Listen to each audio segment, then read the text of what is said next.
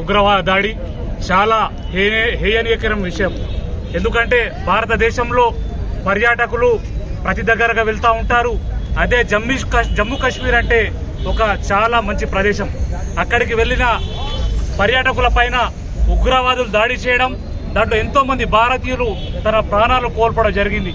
వాళ్ళ కుటుంబాలకు ప్రగాఢ సానుభూతి తెలుపుతూ వారి ఆత్మకు శాంతి కలగాలని తెరుస్తూ ఈ రోజు యావత్ మెదక్ పట్టణం మొత్తము కదిలి వచ్చి ఒక్క తాటి పైన మేమందరం కలిసి ఉన్నాము, ఒక్క భారతీయుకైనా ఏమైనా సరే మేమందరం కలిసి కట్టుగా ముందుకు వస్తామని ఒక ఉదాహరణతో ఈ రోజు క్యాండిల్ మార్చ్ అని నిర్వహించడం జరిగింది.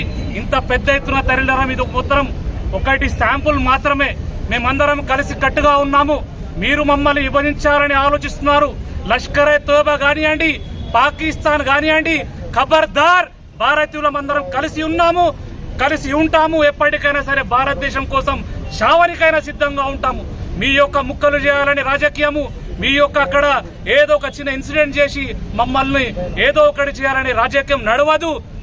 మేము అక్కడ హిందువులు చనిపోయారు, ముస్లింలు చనిపోయారు, ఏదో కొంతమంది ఇక్కడ కొంచెం డివైడ్ రూల్ పాలసీ చేస్తున్నారు.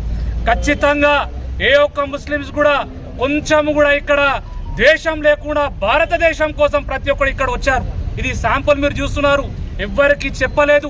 ఒక చిన్న మెసేజ్ ద్వారా మెదక్ మిల్లీ అసోసియేషన్ వారు ఒక క్యాండిల్ మార్చ్ నిర్వహించాలి ఒక ఆలోచన చేశారు. ఒక్క మెసేజ్ తో వీళ్ళందరూ ఇక్కడికి వచ్చారు.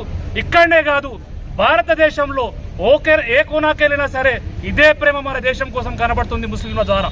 కాబట్టి మీరందరూ తెలుసుకోవాల్సిన అవసరం ఉన్నది, మీరందరూ గమనించాల్సిన అవసరం ఉంది.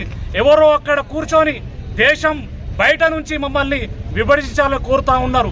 విభజించే పరిస్థితే లేదు. దేశం కోసం పుట్టాము, ఈ మట్టిలోనే పుట్టాము, ఈ మట్టిలోనే సస్తాము, మట్టి కోసం ఎక్కడి వరకైనా వెళ్తాము, మట్టి కోసం సావడానికైనా సిద్ధంగా ఉంటామని ఒక ఉదాహరణతోటి ఈ రోజు క్యాండిల్ మార్చ్ నిర్వహించడం జరిగింది.